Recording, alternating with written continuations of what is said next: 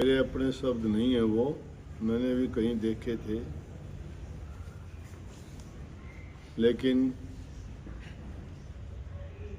जो भी कहावतें हैं, बातें हैं, किसी वक्त में कही गई, उनका महत्व था, इसीलिए वो आगे बढ़ती चली गई। तो मैंने कहा कि मन के जीते जीत है और मन के हारे हार है। और जो शुरू में मैंने बात बोली थी वो मैंने कही कि हिम्मत करे इंसान तो क्या हो नहीं सकता, वो कौन सी मंजिल है जिसे पा नहीं सकता।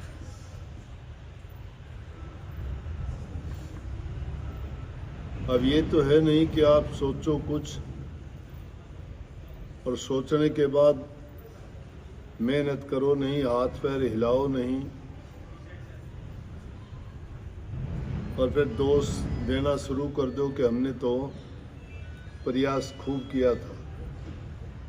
हार मान लेने से आपके जीत की संभावना नहीं रहती, लेकिन प्रयास करने में आपकी हमेशा जीत की संभावना बनी रहती है। आजकल की भाषा में उसको दो प्रकार की सोच का नाम दिया, एक नकारात्मक जिसको नेगेटिव थॉट्स कहते हैं और एक सकारात्मक जिसको पॉजिटिव कहते हैं। पॉजिटिव कहते हैं सफलता को, नेगेटिव कहते हैं नकारात्मक हार को। अगर जीतना चाहते हो तो हमेशा अपने मन में उस बुलंदी को छूने के लिए हौसला, पक्का और दृढ़ संकल्प रखो कि हाँ मैं इसको हासिल करके छोड़ूंगा। और कितने लोगों ने जिन्होंने ये संकल्प लेके कोई भी योजना, कोई भी कार्यक्रम उन्होंने शुरू किया तो उनकी जीत हुई। इसी बारे में जब हम पढ़ते थे 9वीं 10वीं क्लास में, इंग्लिश की किताब में आया करता था, एक कहानी थी, बड़ी रोचक भी है और आदमी के विचारों को ताकत भी देती है। उस कहानी का शीर्षक या नाम था king Bruce and the spider. King Bruce एक राजा हुआ किसी वक्त में, और स्पाइडर कहते हैं मकड़ी को। चींटी कहो, कीड़ा कहो, मकड़ी कहो। तो एक बार किसी दूसरे राजा ने उस पर चढ़ाई की, किंग ब्रूस पर, और लड़ाई करके उसने उसके राज को छीन लिया। जब किसी राजा का राज छिन जाता था तो अपनी जान बचाने के लिए कहीं भाग निकलता था। वो भी वहां से भाग निकला और जंगल में जाके एक गुफा दिखाई दी, उसमें उसने निवास शुरू कर दिया रहना। इसी चिंता में उधेड़ बुन में रहा, क्या करूं। लेकिन वहीं से उसने प्रयास किया, अपने सैनिकों को ढूंढा, वफादार लोगों को खोजा, इकट्ठे किए, फिर उसने उस राजा पर अपना राज वापस लेने के लिए आक्रमण किया, लेकिन हार हुई। एक बार नहीं, उसकी कई बार हार हुई। तो अगर नेगेटिव विचार होते तो वो हार के छोड़ देता ना, उसने छोड़ा नहीं। उसने अपनी कोशिश जारी रखी। इसी उधेड़-बुन में, चिंता में जब इंसान एकांत में होता है, सोचता है। जिस आदमी की जो जरूरत होती है उस बारे में सोचता है, समस्या होती है तो उसके बारे में सोचता है, अपने जीवन के भविष्य के बारे में, अपने बारे में, रोगी है तो अपने रोग के बारे में। वो हमेशा उधेड़-बुन में रहता है कि मैं क्या इलाज करूं, कैसे रहूं, कैसे सफलता पाऊं। बस इसी विचार में वो गुफा में लेटा लेटा ऊपर की तरफ देख रहा था और गुफा में अकेला इन्हीं विचारों में उसने देखा कि उसी टाइम एक मकड़ी जिसका घर ऊपर था छत पे, उसने चढ़ना शुरू किया। वो देखता रहा, सोचता रहा, वो एक बार चढ़ी, गिर गई, दोबारा प्रयास किया, फिर गिर गई, दोबारा प्रयास किया, फिर गिर गई। उसने उसकी गिनती करी तो 9 बार गिरी वो। जब 9 बार नीचे गिरी, 10वीं बार उसने प्रयास किया तो अपने उस घर में पहुंच गई जहां उसका वो जाड़ा बना हुआ था। उसको देख के और उसके मन की जो शक्तियां थी जागृत हो गई। जो निराशा थी या उसके पॉजिटिव थिंकिंग थी जो धूमिल हो चुकी थी, वो पुनः जागृत हुई। और उसने उसी टाइम उसका ख्याल आया तो कहने लगा, वाह, जब एक कीड़ा प्रयास करके अपनी जीत हासिल कर सकता है तो मैं क्यों नहीं कर सकता। If a spider can why can not I, कि जब मकड़ी जीत सकती है तो मैं क्यों नहीं जीत सकता। दोबारा से हिम्मत की, सैनिकों को फिर इकट्ठा किया और उस बार उसने फिर आक्रमण किया तो उसको हरा के वापस अपने राज को ले गया। कहानी है, रोचक है, लेकिन क्या शक्ति देती है। जो अपने जीवन में इस प्रकार की सोच रखते हैं, आजकल क्या देखते हैं, ये माताओं में ज़्यादा है, लेकिन काफ़ी आदमी भी ऐसे आते हैं। वो कहते हैं कि मुझे डिप्रेशन हो गया, मेरा कहीं दिल नहीं लगता, काम करने को दिल नहीं करता, मुझे नींद नहीं आती, बेचैनी रहती है, दवाइयाँ ले ली मैंने। बात उनकी सत्य है। इसमें एक बात नहीं, काफ़ी फैक्टर काम करते हैं। एक तो आदमी अपनी सोच को अच्छा रखो, नंबर 2 आदमी अपना खान पान को अच्छा रखो, ज़रूरत के मुताबिक खाओ, ज़रूरत से ज़्यादा नहीं। खाना भी आपका सात्विक पवित्र होना चाहिए, या नहीं कि अच्छा मिला तो खा लिया और एक बार नहीं, दिन में खाते ही रहो सारा दिन, बीमारी हो जाती है, रोग हो जाता है। फिर काफ़ी चिंताएं हम खुद पैदा कर लेते हैं। अपने बोलने पे संयम रखो, किसी को गलत ना बोलो। माँ बाप बूढ़े बुजुर्ग की इज्जत कदर करो। अपनी मन की लालसाएं ना बढ़ाओ, बेचैन हो जाओगे। मेहनत में विश्वास रखो, मेहनत करोगे, काम करोगे, उसका प्रतिफल जो मिलेगा वो तुम्हें शांति देगा, सुख देगा। अपने आप को काम में व्यस्त रखो, चाहे कुछ भी काम करो। आजकल की बेकार की चीज़ों को जो टीवी पे दिखाई देती हैं, ये नाटक, सीरियल, फिल्म, वो तुम्हारे जीवन को बहुत प्रभावित करती है। उनमें तुम सोचते हो कि मेरा टाइम उसमें पास हो जाएगा। टाइम पास करने के लिए वो नहीं है। एक तो समय बर्बाद किया, दूसरी चीज़ उससे मिलने वाली चीज़ों से हमारे विचार खराब हुए, उसके लिए फिर सारी समस्याएं घेरना शुरू कर देती हैं। सोने के टाइम पे सोते नहीं हो, देर रात तक जगते रहते हो उन चीज़ों को देखने के लिए। अगर एक दिन चूक हो जाती है तो घर वालों से झगड़ा करते हो, मेरा सीरियल आज का नहीं आया। चर्चा करते हो तो ये कहते हो, अगर आपस में कोई बातचीत करते हो, भक्ति भाव की तो बात छोड़िए और राजी खुशी की बात छोड़िए और काम कर्त की बात छोड़िए, क्या बात करते हो कि वो कल तो बहन ऐसा हुआ कि मेरा सीरियल ही नहीं हो चला गया, दिन का भी चला गया, दिन में काम हो गया, कोई आ गया था रात में भी मैं नहीं देख पाए। उन चीज़ों को ये प्रायोरिटी देते हो ना, उनको आगे जो रखते हो वो तुम्हें कुछ नहीं देंगे।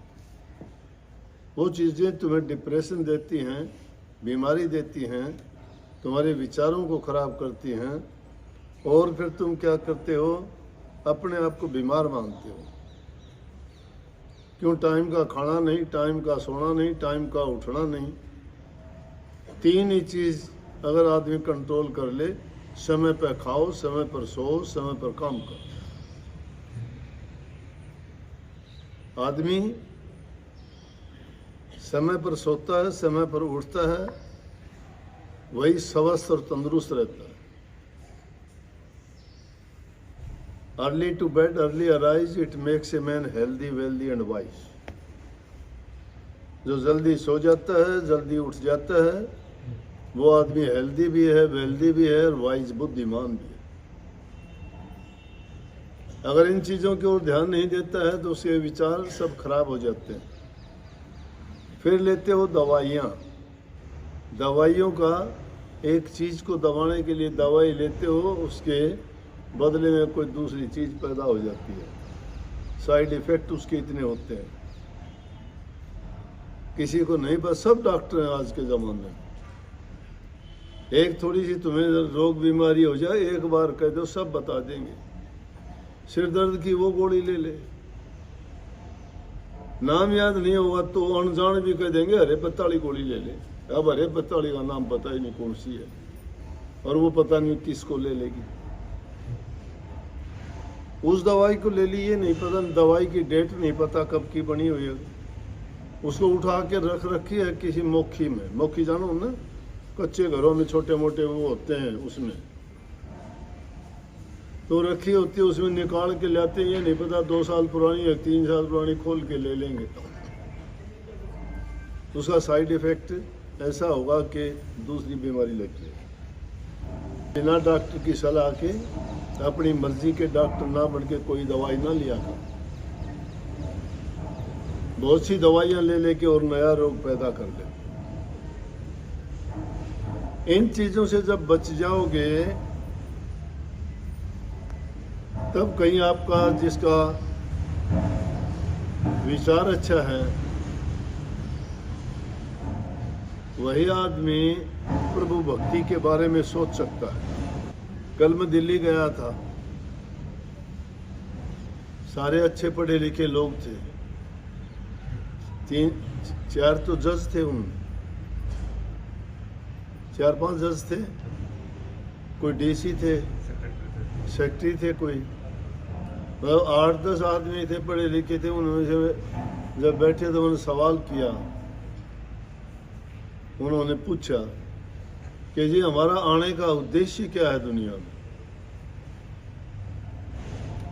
आम लोगों के लिए तो बात कह दी, सबका, आपका भी एक उद्देश्य नहीं है यहाँ आने का, सबके अलग अलग है। लेकिन हाँ, इंसान, मानव जाति का कर्तव्य क्या है, इनका उद्देश्य आने का क्या है, ये बात तो इंसान जब सोचेगा जब इन संसारी, पारिवारिक और व्यक्तिगत जीवन से इंसान अच्छा बनेगा।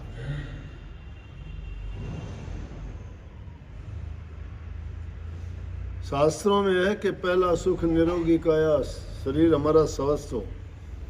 दूसरा सुख घर में हो माया, घर में माया जब होगी मेहनत और काम करोगे। तीसरा सुख सुलक्षणी नारी, स्त्री घर में अच्छी होनी चाहिए, अच्छे विचारों वाली, क्योंकि परिवार, घर माताओं से चलता है। ये माताएं जिनको चाहे उनको वैसा ही बना सकती है। अगर अच्छे विचारों वाली और गुणवान हैं तो आपको वो गुणवान बना देंगी। इसलिए सुलक्षण, अच्छे लक्षणों वाली स्त्री होगी घर में, वो घर स्वर्ग के समान बनता है। तो ये सुख तो है आदमी का। पहली चीज इंसानी जीवन चरित्र ऊंचा होना चाहिए। जिस इंसान का चरित्र ऊंचा नहीं है, लालची है, स्वार्थी है, निंदक है, कपटी है, धोखेबाज है, छड़िया है। स्वामी जी महाराज ने कही है कि कपटी जन और स्वार्थी जो इंसान है उनको नेक धुन नहीं मिलेगी, धुन का कोई मतलब भी नहीं है। तो पहली चीज आती है कि इंसान का चरित्र ऊंचा हो, घर में शांति हो, विचार अच्छे हों, वही इंसान का उद्देश्य क्या बन जाता है वो सोचता है इंसान के जीवन के बारे में। इस स्वार्थ की दुनिया में इंसान के पास कितना भी कुछ भी हो जाओ, लेकिन उसकी लालसा नहीं बढ़ती। नेक काम के लिए कुछ आदमी करना नहीं चाहता, न धन से करना चाहता है, न तन से करना चाहता है, न मन से करना चाहता है। जिस इंसान के पास जो चीज है वो उससे कर सकता है। मान लिया तुम्हारे पास धन नहीं है तो तुम तन से सेवा कर सकते हो। मान लेंगे तन भी आपका तंदुरुस्त नहीं है, आप अपना काम ही नहीं कर सकते, तो धन होगा, धन से कर सकते हो, लेकिन नहीं कर सकते। क्यों नहीं कर सकते? कि वो हमारा ख्याल ही नहीं। हम तो सोचते हैं, कबीर साहब की बात है कि सोचे थे कि खाएंगे पिएंगे मस्त मौज मस्ती मनाएंगे, लेकिन सब जाते वक्त धरा धराया रह गया, संग कुछ नहीं रहा। इंसान बता भी नहीं पाया कहाँ रखा है, किसको दिया था, क्या किया है। इसलिए अगर कोई पुण्य में पैसा लगाता है, इंसान धर्म में लगाता है, पर हित और पर उपकार में लगाता है, दुखी और जरूरतमंद की सहायता करता है, वो दिया हुआ दान, वो दिया हुआ पैसा, वो उसका किया हुआ पुण्य उसके बुरे वक्त में उसकी सहायता करता है। शास्त्रों का लेख है कि दान के देने से आदमी के रोग दूर होते हैं, पाप कर्म कटते हैं, उसके विचार शुद्ध होते हैं। जिसको तुम सुख देते हो उसको पाके वो आदमी आशीष देता है आपको। मांगने का किसी को शौक नहीं है, लेकिन जरूरतमंद अगर हाथ फैला के मांगता है तो देना चाहिए। जिस इंसान की देने की आदत होती है वो देता है, और जिसको लेने की आदत पड़ जाती है ना, उसकी लालसा नहीं बढ़ती, उसका हाथ ऐसे ही रहता है। कबीर साहब ने कही, मांगन से मरना भला मत कोई मांगो भीख। मांगने से मरना भला है। जो आदमी अपनी मेहनत पे यकीन नहीं करता, खुद कमा के नहीं खा सकता, उस आदमी की नीयत खोटी हो जाती है। तो मैंने उनको कहा कि हर इंसान का यूं तो जीवन में आने का उद्देश्य अलग अलग है। यहाँ भी आप एक उद्देश्य से नहीं आए, सबका अलग है। कोई रोग बीमारी के लिए आया है, कोई लड़के के लिए आया है, कोई नौकरी के लिए आया है, कोई अपने और दूसरी ख्वाहिश लेके आया है कि मेरा ये काम हो जाए, कोई ब्याह शादी के लिए आया है। क्यों दुनिया में जब आए हैं तो अनेकों ख्वाहिश हैं, एक नहीं है। परंतु मनुष्य जाति की ख्वाहिश एक ही होनी चाहिए थी कि प्रभु ने इंसान को ये इंसान का चोला इसलिए दिया कि इस चोले में आके गुरु की शरण लेता, नंबर 1। और दूसरी योनि में गुरु नहीं मिलता। गुरु की शरण लेके प्रभु की भक्ति करता अपने जीवन को सफल बनाने के लिए। नहीं तो जन्मों से भटकती हुई रूह ये 84 लाख योनियों में गई आई, जन्मी मरी, अनेकों रिश्ते जुड़े, कर्म करे खोटे मंदे, कर्म की गठड़ी सिर पे ढोई, अनेकों जन्म भोगते भोगते ये इंसान का चोला मिला। दूसरी योनि में नहीं पता उनको कि उनकी और योनि भी कोई हुई थी, आगे भी होगी। इंसान को भी नहीं पता है। जिसको नहीं पता पशु के तुल्य है वो, क्योंकि इंसान को विवेक दिया, ज्ञान दी, बुद्धि दी, समझ दी। अब पशुओं को कहाँ ज्ञान है? पशुओं को ज्ञान होता तो वो भी अपना खोज, उनमें गुरु नहीं मिलता। गुरु इंसान की योनि में मिलता है। गुरु क्यों? प्रभु की आज्ञा के बिना कोई नहीं आता। वो इन जीवों को रास्ता दिखाने के लिए, यही बात समझाने के लिए प्रकट होते हैं कि इन जीवों को ये समझाएं कि तेरा जन्म इंसान का इसलिए हुआ कि तू भक्ति करके अब इस जन्म मरण के चक्कर से छुटकारा पा। अनेकों जन्म लिए हैं, ये तन तुमने दुर्लभ पाया, कोटि जन्म जब भटका खाया, या को अब व्यर्था मत खो, छिन छिन चेतो भक्ति कमाओ। भक्ति करो तो गुरु की करना, भक्ति करो तो गुरु की करना, मार्ग शब्द गुरु से लेना, शब्द मार्गी गुरु न होवे तो झूठी गुरुआई लेवे। गुरु की भक्ति क्या है? गुरु की आज्ञा का पालन करना, गुरु की शिक्षा को मान के उस पर चलना। गुरु की शिक्षा क्या है? तुम्हारे जीवन को अच्छा, सच्चा, पवित्र बनाने की। तुम्हें दुनिया में रहते हुए तो अच्छा जीवन खुशी से जीने के लिए और साथ साथ वह भक्ति कमाने के लिए है, नाम की कमाई करने के लिए, ताकि आप नाम की कमाई करके इस जीवन के भार को उतार के अपने कर्मों के वजन को यहाँ भक्ति करके उससे उज्जवल हो जाओ, उससे उऋण हो जाओ, कर्ज को उतार के और अपने निज देश में पहुंच जाओ। गुरु की भक्ति यही है। और गुरु की भक्ति क्या है? गुरु को जरूरत नहीं, गुरु आपको सहज में देता है, उसके बदले में लेता नहीं कुछ भी। और किसी का कोई जीवन अगर बचा दे तो वो कुछ भी ले ले, उससे सब कुछ उसके लिए न्यौछावर कर देगा। लेकिन गुरु वो चीज देता है जो दुनिया के इस बाजार में कहीं कुछ नहीं मिलता। तो गुरु की दुकान किस चीज की है? भक्ति की दुकान है, और भक्ति और कहीं नहीं मिलती।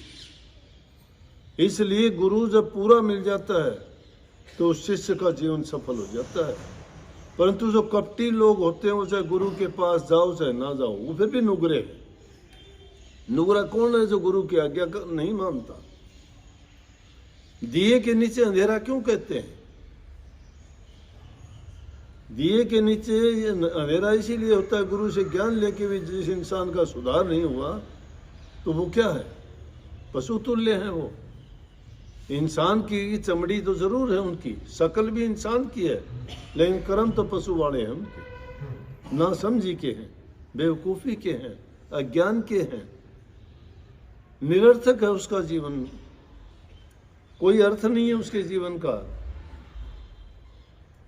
अरे क्या है? किसी चीज को पाके बड़े बन गए क्या? छज्जू भगत ने छोटी सी बात कह दी, गौर करते नहीं। दुनिया में घूम लिया, फिर लिया, किले महल देखे, राजे महाराजाओं के पास भी गया। उन्होंने कहा कितना उनको, लेकिन उन्होंने तो एक उन सब की बात बोनी कर दी। आके अपनी उस कुटिया में आकर मस्ती से जब भजन भक्ति और भाव का, भजन भाव का जो समय मिलता, उसमें बैठ के कहने लगे, जो सुख छज्जू दे चुबारे, ना बलख ना मुखारे। कि दुनिया में घूम के देख लिया, जो मेरी कुटिया में मुझे आनंद आता वो नहीं आता। इंसान मेरा मेरी करता है, 3.5 हाथ की जमीन मिलेगी मुश्किल से, और वो जगह भी नहीं रहती। मरोगे तो राख इतनी सी बनेगी, वो भी उड़ जाएगी। क्या बनेगा इस शरीर का? क्या है अंतिम उद्देश्य इसका? हमारे से पहले कितने आए, क्या करके चले गए? जिन्होंने भक्ति रूपी नाम कमाए, उनके नाम है आज दादू का, पलटू का, कबीर का, नानक का, सहजो का, कर्माबाई का, कितने ऐसे नाम हैं। क्या था उनके पास? दौलत थी? नहीं। महल थे उनके? नहीं। कुटिया भी नहीं थी। रोटी भी कोई दे देता तो खा लेते। लेकिन क्या था उनके पास? उनके पास वो शक्ति थी कि वो सदियों तक रहेगी। नाम रूपी दौलत कमाना ही सब कुछ है। धोखा और कपट का जीवन इंसान को बर्बाद करता है। ये इंसान की खूबी है, जिस इंसान का खाता है उसी से इंसान धोखा दगा करता है। पशु पक्षी जानवर भी नहीं करते ऐसा। जो इंसान उनको खिलाता है वो उसके बदले में उसको कुछ ना कुछ जरूर देते हैं, वो एहसान मानता है। कुत्ते को भी रोटी डालते हो तुम्हारे घर की रखवाली करता है, बैल को चारा डालते हो तुम्हारी खेती का काम करता है, गाय भैंस को चारा डाल के बांध के देते हो तुम्हें दूध देता है। और इंसान तुम्हारे से ही खाता है, तुम्हारे से ही लेता है, तुम्हारे से ही क्या करता है, नमक हरामी करता है। तो वो इंसान की चालाकी, भक्ति है उसकी, भक्ति तो है लेकिन धोखे की, कपट की। इंसानों में पहचान करना मुश्किल है, वही इंसान देवता भी है और उसके पास में ही राक्षस भी बैठा हुआ है जिसके शुद्ध विचार नहीं है, जो मुद्दे घड़े की तरह बैठे रहते हैं। मुद्दे घड़े पे कितनी बारिश की बूंदें पड़े, क्या पानी इकट्ठा होगा उसमें कभी? मुंह को खोल के रखो। संतों की वाणी जीव को भ्रमों से निकाल के उसके जीवन को पवित्र शुद्ध बना देती है, लेकिन हमारा हृदय कपट से कभी शुद्ध हुआ ही नहीं, कपट भरा हुआ है, कपटियों में रहते हैं, धोखेबाजों में रहते हैं। जैसी संगति इंसान करता है वैसा ही बनता है। दिल में जब ये बातें रहेंगी तो उसके पास कुछ भी नहीं है। जीवन में अगर सुखी जीवन जीना चाहते हो, अपने विचारों को शुद्ध और पवित्र रखो, अपने हृदय को साफ रखो।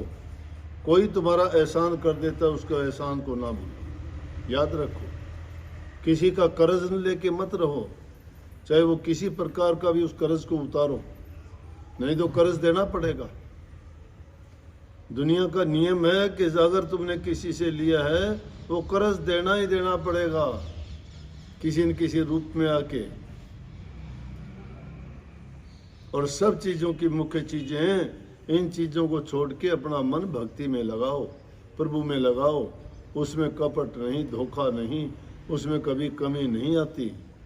वो तुम्हें कभी भी तुम्हारा साथ नहीं छोड़ता, हाथ नहीं छोड़ता।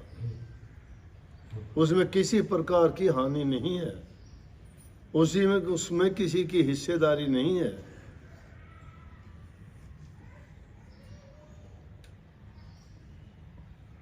ध्रुव की माँ ने ध्रुव को यही तो कही थी।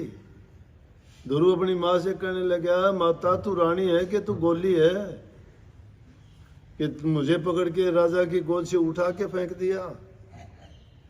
बोला बेटा मैं रानी नहीं हूं।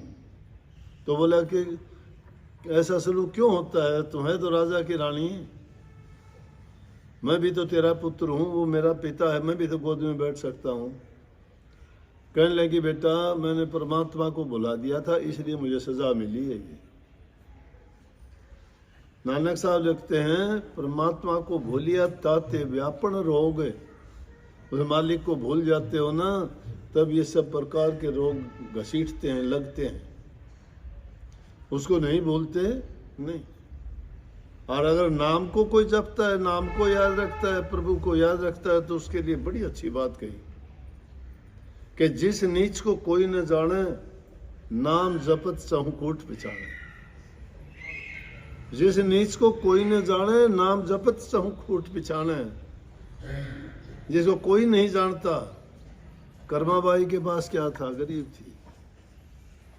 भीलड़ी के पास क्या था, ओछी जाति, ओछी पाती, ओछे कर्म, रूप की रंग की नहीं, धेला पास नहीं, घर नहीं, बार नहीं, नाम जपया। तो जिस नीच को कोई ना जाने, नाम जपत सब कूट पिछाने। आज भीलनी भीलनी पूरी दुनिया में प्रसिद्ध होगी। भाई सब चीजों को भूल के सारे काम करो, दुनियादारी के ईमानदारी से करो। जिम्मेवारी है, घर में रहो, पत्नी की, बच्चों की, और पत्नी पति की, बच्चों की, घर की जितनी जिम्मेवारियां हैं टाइम से निभाओ। लेकिन उस मालिक को क्यों भूलते हो? सब चीज़ों के लिए समय निकालते हो तो उनका टाइम तो सबसे पहले निकालना चाहिए, जिससे हमारे सारे काज संवरते हैं, जो हमारे जीवन को हर तरह से बनाते हैं, उन्हीं को भूल गए हम।